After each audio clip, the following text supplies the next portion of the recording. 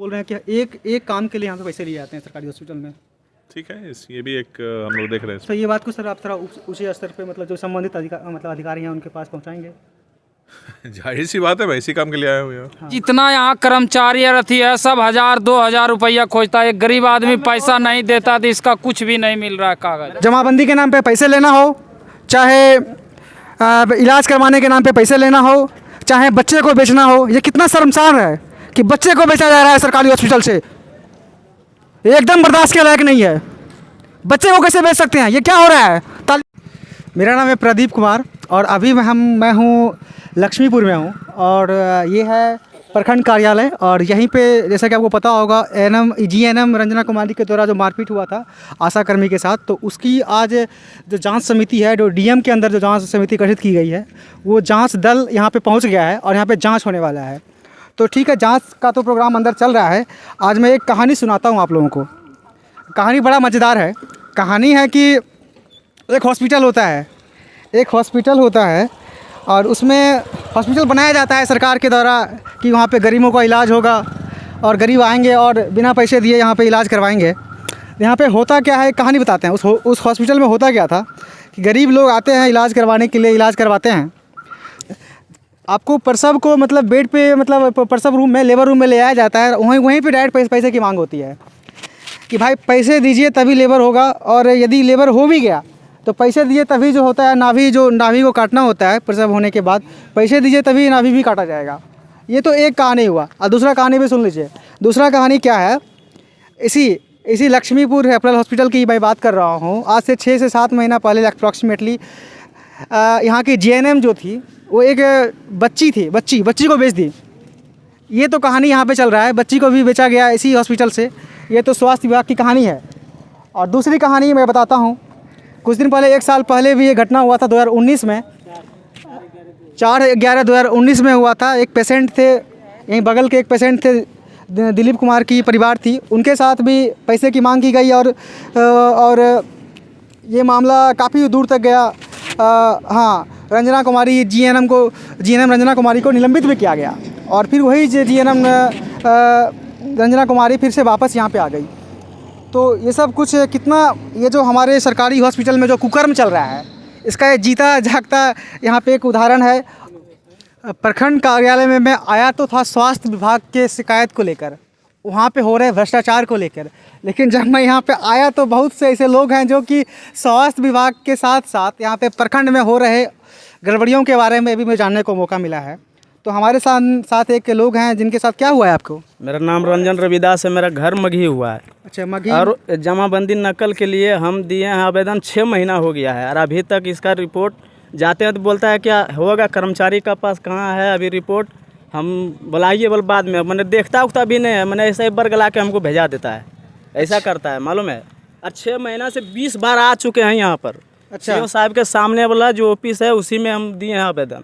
तो कोई आपको नहीं सुन रहा है? कोई सुन भी नहीं करता, माल खोजता है, देखता है कागज और भेज देता है, जाइए। क्या खोजता है? ये पार्टी जितना यहाँ कर्मचारी रथी है सब 1000-2000 रुपया खोजता है। एक गरीब आदमी पैसा नहीं देता तो इसका कुछ भी नहीं मिल रहा है कागज। अंत में गलती देखिए हमारी और आपकी भी है कि हम लोग जब चुनाव आता है तो वोट देते हैं किसी एक पार्टी को देखकर, या तो सीएम को देख कर या तो पीएम को देख के। लेकिन वोट देना चाहिए जो आपका नज़दीकी विधायक है, जो आपका सांसद है, उसको देख के वोट दीजिए। उसको देख के वोट दीजिएगा तो फिर वो आपका बात सुनेगा। और यहाँ क्या होता है कि भाई पीएम के चेहरा पे वोट मिल रहा है तो विधायक को जानता ही नहीं है, सांसद को जानता ही नहीं है। तो फिर इस तरीके से हम लोग का प्रॉब्लम कभी सॉल्व नहीं होगा। गलती हमारी भी है, आपकी भी है, ये बात मानिए कि गलती हमारी है और हमारी भी है, क्योंकि हम लोग ही सरकार को बिठाए हैं और ये जो अंदर बैठे हुए हैं हम ही लोग में से कोई और है।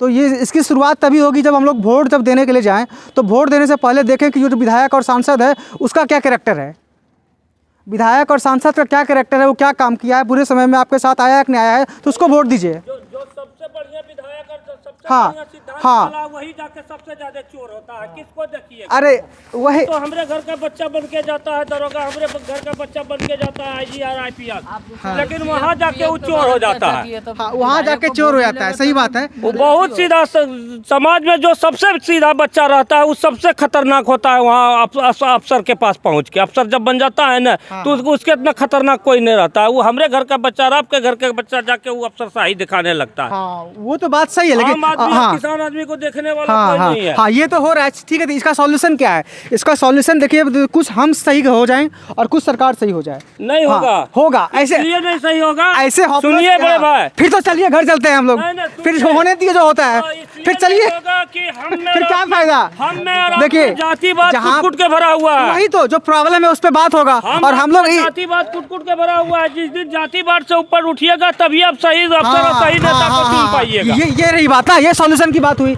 हम सॉल्यूशन की बात करेंगे तभी देश सुधरेगा ना। और बोलिएगा सही है नहीं होगा, फिर तो चलो घर, फिर तो तालिबानी राज आ जाएगा, फिर तो तालिबानी राज हो गया ना।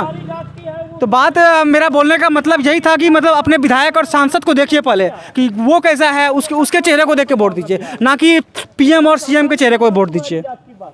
और फिलहाल हम आशा करते हैं कि लोग सुधरेंगे, कुछ थोड़ा हम सुधरेंगे, थोड़ा सरकार सुधरेगी, फिर ये देश सुधर जाएगा। और सिर्फ सरकार पे ही आरोप मरते से कुछ नहीं होने वाला है, थोड़ा हमको भी सुधरना पड़ेगा। हमें कसम खाना पड़ेगा कि एक भी रुपया जो नाजायज़ पैसा है हम नहीं लेंगे और ना देंगे।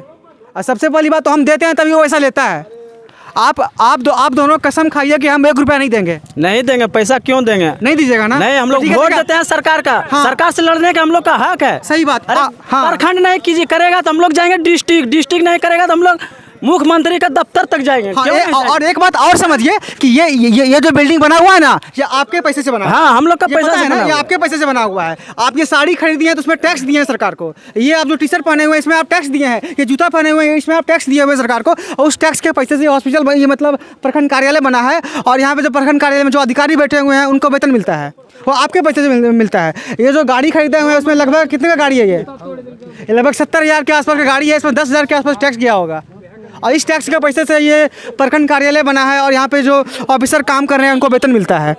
तो ये आपका अधिकार है, आप क्वेश्चन कीजिए। और 1 रुपया आप नहीं दीजिएगा। नहीं देंगे, क्यों देंगे? 1 रुपया नहीं दीजिएगा, आपका ये काम क्या होगा। उसको तनख्वाह नहीं दे रहा है क्या सरकार? हाँ। उसको पैसा देंगे हम लोग। सही बात। ये तो आपका नौकर है ना जी, ये तो आपका नौकर है। वो आजीवन हम लोग का जवाब दीजिए, हम लोग जाएंगे डिस्ट्रिक्ट। सरकारी कर्मचारी आपका नौकर है। आपका ये मेरा माँ है। ये आपकी माँ है। तो आप भी यहाँ आए हुए हैं। हाँ, हम भी आए हैं। देखिए किस तरीके गरीब आदमी को परेशान किया जा रहा है। आप कितने दिन से यहाँ पे आ रहे हैं? 6 महीना से दौड़ रहा है। 6 महीने से बेचारी गरीब औरत दौड़ रही है। कितना दूर है यहाँ से आपका घर? यहाँ से बहुत दूर है, दूर है सर, 20 किलोमीटर। 20 किलोमीटर दूर से, मतलब लगभग डेली आते होंगे आप? हाँ, डेली सप्ताह में आइए रहे हैं। सप्ताह में हर आ रहे हैं। सप्ताह अपना काम धंधा छोड़ के। काम धंधा क्या करते हैं आप लोग? मजदूरी करते हैं और क्या करेंगे। एक मजदूर आदमी को इस तरह से परेशान किया जा रहा है, ये ठीक नहीं हो रहा है और इस पर कार्रवाई होनी चाहिए। और जनार्दन सरकार को बिठाया है और जनता ही बिठाया है, तो जनता को पूरा अधिकार है सवाल पूछने का और अपना काम करवाने का। क्योंकि ये जो कार्यालय में जो अधिकारी बैठे हुए हैं जनता के पैसे से ही बैठे हुए हैं और ये अधिकारी जनता के नौकर हैं। क्या कहते हैं कि क्या नौकरी कर रहा है? क्या बोलता है? सरकारी नौकरी कर रहे हैं। तो क्या करे? सरकारी नौकर है वो। मतलब सरकारी नौकरी का मतलब सरकारी नौकर। जिस तरीके से आप पैसे देते हैं तो कोई भी आदमी आपके घर में काम करता है तो क्या वो आपका नौकर हुआ? उसी तरीके से आप पैसे दे रहे हैं ना इसको, आपका ही पैसा जा रहा है, आपका ही पैसा इसके अधिकारी को मिलता है और वो काम करता है। वो सही से फिर काम नहीं करेगा तो क्या कीजिएगा? आप सवाल पूछिएगा। आपका जो कानूनी अधिकार है अपने अधिकार का यूज़ कीजिए और सवाल पूछिए। इसमें मतलब क्या एक्शन ले रहे हैं? और मतलब जांच की कार्रवाई चल रही है, उसका जो फलाफल होगा उससे जो संबंधित अधिकारी हो उनको अवगत कराया जाएगा। अच्छा, दूसरा सवाल है सर कि ये जो GNM रंजना कुमारी हैं, इनका पहले यहाँ से निलंबित यहाँ से हो चुकी थी, फिर भी यहाँ पे इनका मतलब फिर से ज्वाइनिंग कैसे हो गया सर? नहीं, ये जांच का आधार नहीं है। जांच के बिंदु बहुत सीमित हैं और वो उन लोगों के बीच में आपसी जो झगड़ा हुआ है, रंजिश है या व्याप्त संरचना है, उसका आधार क्या है और उसके मापदंड क्या है, उसके आयाम क्या है, ये जाँच का आधार है। हाँ, ये तो जांच का आधार है ना सर। लेकिन किसकी प्रतिनियुक्ति किस तरह हुई है इसके बारे में इसके कंट्रोलिंग ऑफिसर ही जवाब दे सकते हैं। अच्छा। और सर ये मैं यहाँ पेशेंट लोगों से बात किया तो मतलब सब लोग बोल रहे हैं कि एक काम के लिए यहाँ पे पैसे लिए जाते हैं सरकारी हॉस्पिटल में। ठीक है, ये भी एक हम लोग देख रहे हैं। तो ये बात को सर आप थोड़ा ऊँचे स्तर पे मतलब जो संबंधित अधिकारी हैं उनके पास पहुँचाएंगे? जाहिर सी बात है, मैं इसी काम के लिए आया हूँ यहाँ। हाँ सर, यही सर चाहते थे हम लोग। ठीक। तो ये थे जांच कमेटी के हमारे जांच समिति के सदस्य थे। इन्होंने बोला है कि मतलब जांच का इनका जो था कि ये जो प्रॉब्लम हुआ था ये भी जांच किए हैं और अपना रिपोर्ट ये जो अपर अधिकारी हैं उनको रिपोर्ट देंगे। तो अंत में मैं यही कहना चाहूँगा, जितनी भी यहाँ पे प्रॉब्लम हो रहा है वो सारी प्रॉब्लम ख़त्म होना चाहिए। प्रॉब्लम नंबर 1 कि कोई भी काम के लिए पैसे लिए जा रहे हैं हॉस्पिटल में, वो काम रुकना चाहिए। प्रॉब्लम नंबर 2, यहाँ पे बच्चे को बेचा गया था रेफरल हॉस्पिटल लक्ष्मीपुर में। ऐसा काम नहीं होना चाहिए, इस पर गहन जांच होनी चाहिए और लोगों को पता चलनी चाहिए। और तीसरा प्रॉब्लम है कि रंजना कुमारी को यहाँ से निलंबित किया गया था, फिर से यहाँ पे इसका अपॉइंटमेंट कैसे हुआ, इस पर भी जांच होनी चाहिए। और ये जो आशा के साथ जो मारपीट हो रहा है, इस पर गहन अध्ययन होना चाहिए और इस पर जांच होना चाहिए और जांच का रिपोर्ट तुरंत मिलना चाहिए, ताकि आशा कार्यकर्ता में जो डर का माहौल हो गया है वो डर का माहौल ख़त्म हो। क्योंकि ये लोग डरी रहेगी तो फिर क्या काम करेगी। कुछ भी हो तो आशा को बुलाया जाता है। कोरोना काल में सुई देना है तो आशा को बुलाओ, आशा जाके हिप्नोटाइज करेगी पेशेंट को, सुई ले लो। सारा काम फ्रंट लाइन वर्कर है यो, कुछ भी होगा तो आशा जाएगी। और आशा को इस तरह से डरा धमका के रखा जाएगा तो काम कैसे करेगी। तो ये सारा काम सही से होना चाहिए और जांच होनी चाहिए। यदि आप ये वीडियो डीएम सर देख रहे हैं, डीएम का नाम क्या है, डीएम सर का नाम क्या है, हाँ अवनीश सर, यदि आप ये वीडियो को देख रहे हैं तो कृपया कार्रवाई कीजिए। और जितनी भी अनियमितता हो रही है यहाँ पे ब्लॉक में, चाहे ये जमाबंदी के नाम पे पैसे लेना हो, चाहे इलाज करवाने के नाम पे पैसे लेना हो, चाहे बच्चे को बेचना हो, ये कितना शर्मसार है कि बच्चे को बेचा जा रहा है सरकारी हॉस्पिटल से। ये एकदम बर्दाश्त के लायक नहीं है। बच्चे को कैसे बेच सकते हैं, ये क्या हो रहा है, तालिबानी जात बना दिए हैं, ऐसा कुछ नहीं चलेगा। ये वीडियो यदि डीएम सर यदि वीडियो को देख रहे हैं तो ये सारा काम रुकना चाहिए और सब सफाई होना चाहिए। और कृपया इस वीडियो को फैलाइए और सबको पता चलना चाहिए कि क्या हो रहा है।